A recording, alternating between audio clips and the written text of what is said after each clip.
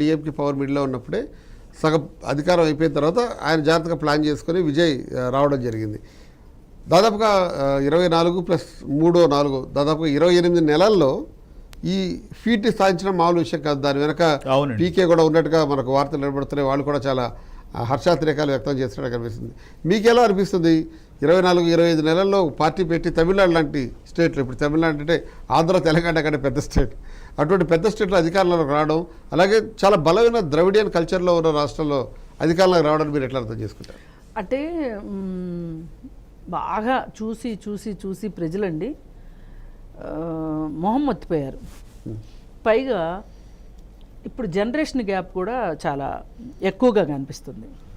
పాత జనరేషన్ వాళ్ళు దాదాపు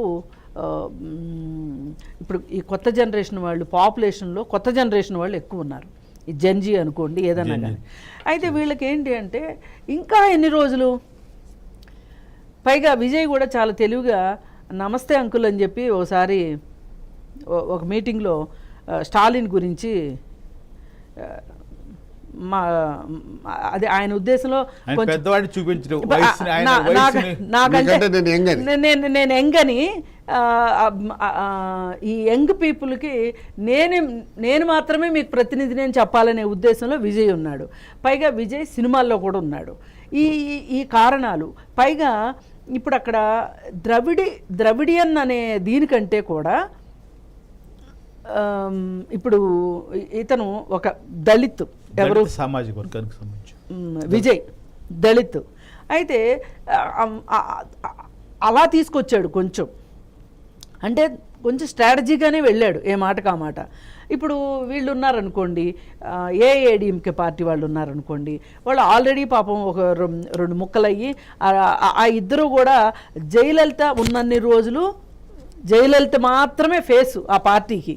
జయలలిత తర్వాత ఇంకా అసలు ఇప్పుడు పైగా శశికళకి ఎక్కడ సొసైటీలో తనకు ఒక మంచి గుర్తింపు, ఒక మంచి మాట లేదు.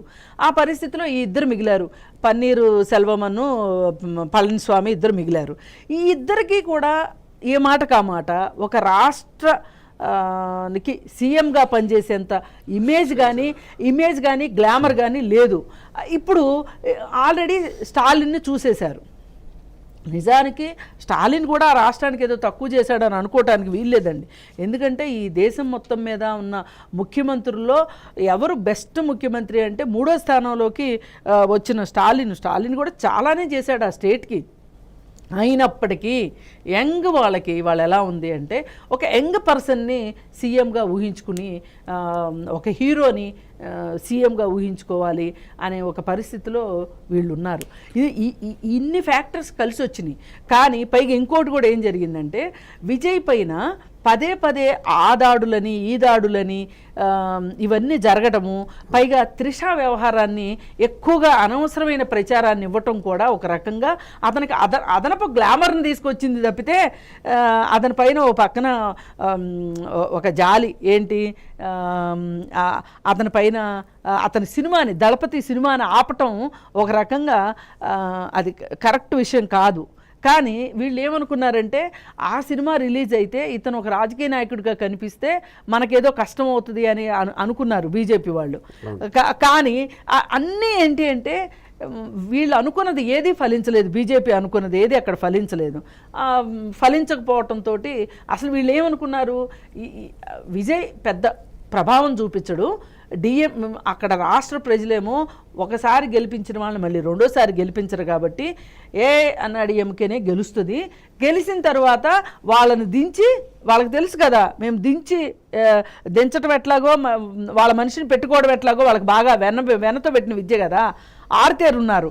అలాంటి పాలిటిక్సే చేద్దాం అనుకుంటే గొంతులో పచ్చెలకాయ పడింది. ఇప్పుడు సరే, ఇక్కడ ఒక అంశం ఈ సందర్భంగా గుర్తు చేస్తాం. సంక్షేమ పథకాలు ప్రజలు దాన్ని వాళ్ళు ఒక ప్రభుత్వ బాధ్యతగానే చూస్తున్నారు, పార్టీలు ఇచ్చే తాయలంగా చూడట్లేదు. మనకి ఇక్కడ జగన్మోహన్ రెడ్డి గారు బటన్ నొక్కాను ఏమైంది అని బాధపడ్డాడు.